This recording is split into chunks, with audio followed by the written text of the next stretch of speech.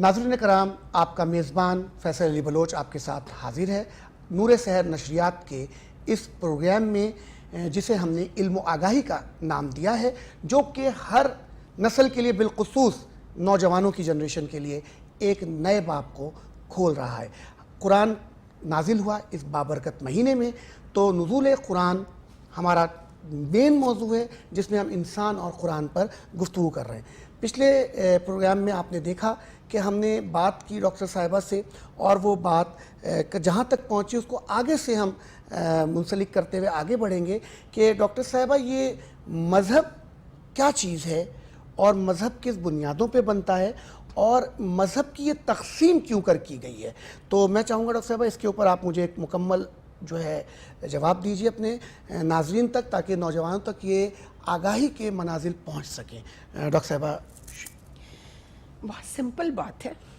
مذہب کوئی مطلب، چونکہ یہ ہمارے روحانی سلسلے جو ہیں، جو ہمارا مذہبی سلسلہ جسے ہم کرتے ہیں، ہمارے لیے یہ مقدس ہے۔ میں اس کی مثال بھی آپ کو اپنے آئین کے حوالے سے دوں گی، ٹھیک ہے نا؟ لوگ کہتے ہیں ارے آئین کو مت چھیڑو، یہ تو گناہ ہو جائے گا۔ اگر گناہ ہو جائے گا تو تم کیوں چھیڑتے ہو؟ بار بار اسمبلیوں میں اپنی مرضی کی ترمیمیں کر کر کے تم نے اس آئین کا جو انسانوں کا بنایا ہوا یا اللہ کا بنایا ہوا آئین نہیں ہے۔ مذہب کا سیدھا سیدھا مفہوم ہے آئین، کانسٹیٹیوشن آف یور لائف۔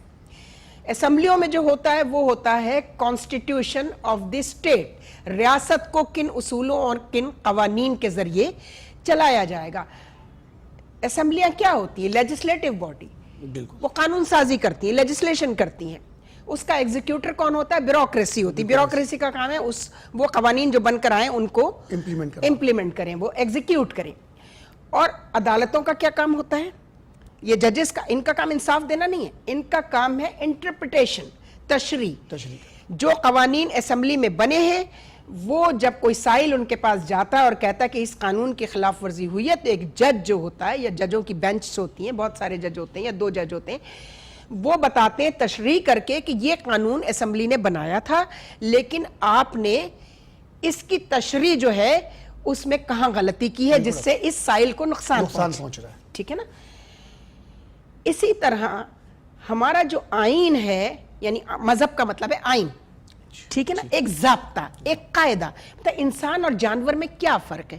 جانور کسی ضابطے اور کسی آئین کے تحت زندگی نہیں گزارتے۔ انسان کو اسی لیے کہا گیا ہے کہ تم ایک سوشل اینیمل ہو، یعنی تم ایک معاشرے کے ساتھ چکے رہتے ہو، گروپس میں رہتے ہو، خاندانوں میں رہتے ہو، پھر اس سے بڑھ کے آگے ریاست، اس میں رہتے ہو، تو تمہیں ایک آئین دے دیا ہے کہ تم نے ہمسائے سے کیسا سلوک کرنا ہے، اپنے غلام سے کیسا سلوک کرنا ہے، اپنے دوست سے کیا سلوک کرنا ہے، والدین سے کیا سلوک کرنا ہے۔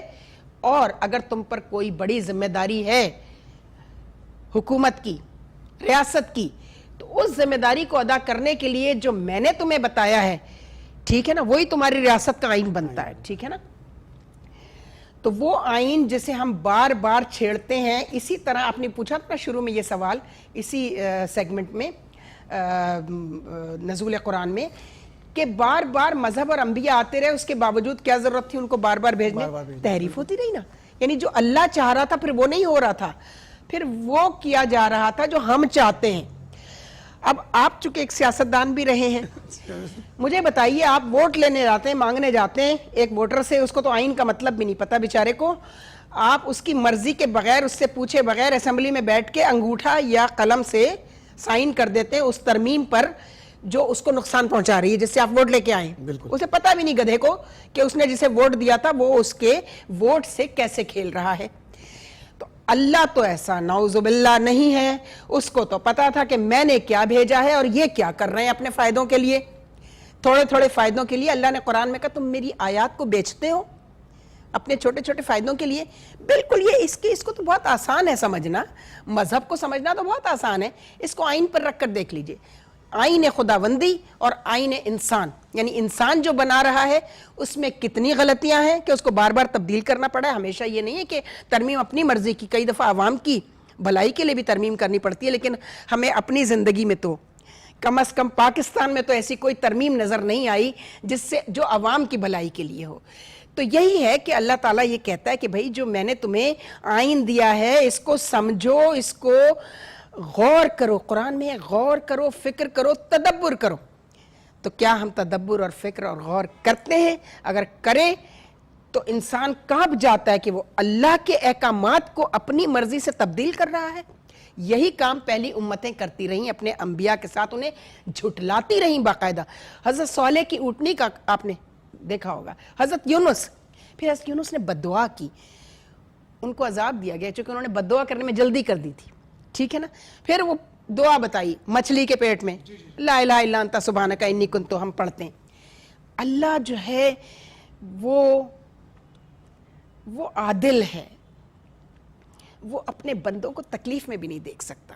اگر نبی کو نہیں دیکھ سکا تو بندوں کو بھی نہیں دیکھ سکتا. اس لیے بندوں کو کہا ہے کہ دعا کرو مجھ سے کہ تمہاری غلطیاں جو ہیں ان کو میں معاف کروں اور تمہیں راستہ دکھاؤں. اچھا ناظرین کرام, ڈاکٹر نسرین صاحبہ میرے ساتھ جو موجود ہیں اور آپ سب کو آگاہی اس وقت دے رہی تھیں اور بتا رہی تھیں کہ مذہب جو ہے بیسیکلی یہ ایک ضابطہ ہے, یعنی جو ہمارا دین ہے وہ ہمیں یہ بتا رہا ہے کہ ہمیں اپنی زندگی کو کن اصولوں پر گزارنا ہے اور اس پر کیسے عمل پیرا ہونا ہے. اور وہ کب ہوگا؟ جب ہم لازمی طور پر اس کے ہر حصے کو سمجھیں گے اور سمجھ کر اس پر تدبر کریں گے, تفکر کریں گے, ہماری فکر جاگے گی, اور فکر جاگے گی تو عقل شعور کو پکڑے گی, اور جب عقل شعور کی طرف بڑھے گی تو ہم یقینی طور پہ اس کے تابع ہو جائیں گے.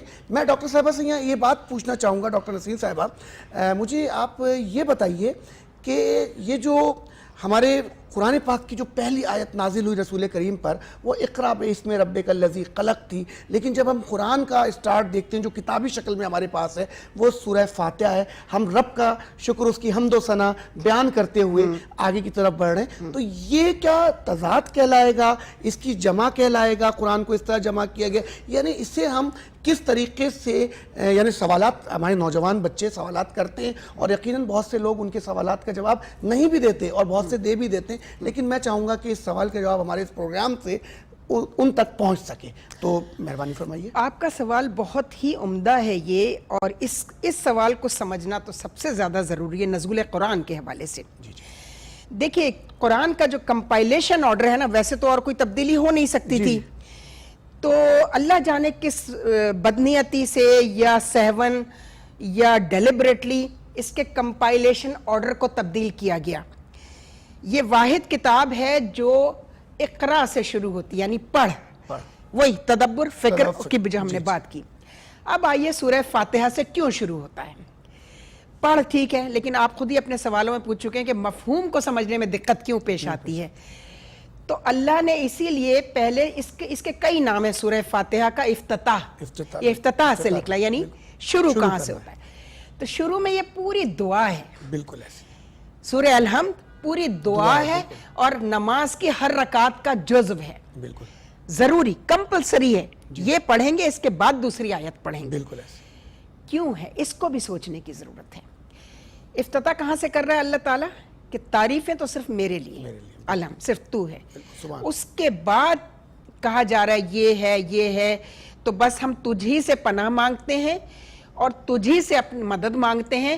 اس میں مدد مانگی جا رہی ہے کہ مجھے اپنی اس کتاب کو, اس کلام کو سمجھنے کی طاقت, شعور عطا فرما اور ہمت دے کہ میں اس کو اسی طرح سمجھ کے عمل کر سکوں جیسا کہ تو چاہتا ہے کہ میں سمجھ لوں. اس لیے آخر میں یہ بھی دعا ہے کہ ہمارا انجام ان میں سے ہو جو ہدایت, جن پہ تو نے اپنا انعام نازل کیا. ہمارا انجام ان کے ساتھ نہ ہو جن پر تو نے اپنا عذاب نازل کیا.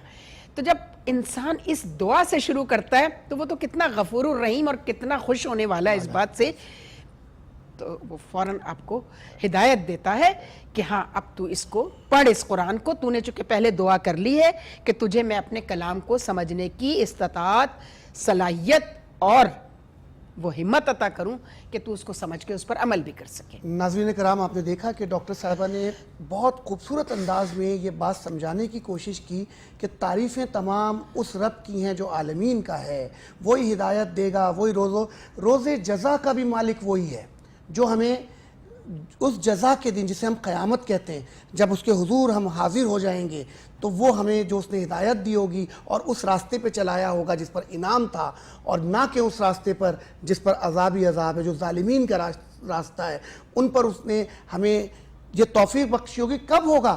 جب ہم تدبر کریں گے اس صورت کے بعد کی آیتوں پر جو ہدایت ہے مومنین کے لیے، متقین کے لیے جو ہدایت بنا دی گئی ہے۔ تو جب ہم ان چیزوں کو پڑھتے ہوئے آگے بڑھیں گے تو یقیناً ہماری زندگی اس مذہب کے تابع ہو جائے گی، اس دین کے تابع ہو جائے گی، اور ہم فلاح پانے والوں میں ہو جائیں گے۔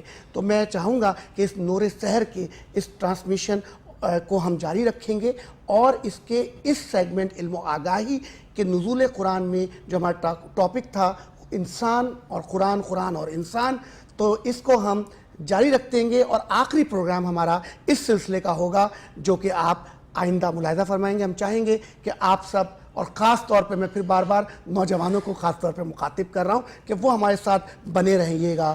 بہت بہت شکریہ۔ السلام علیکم۔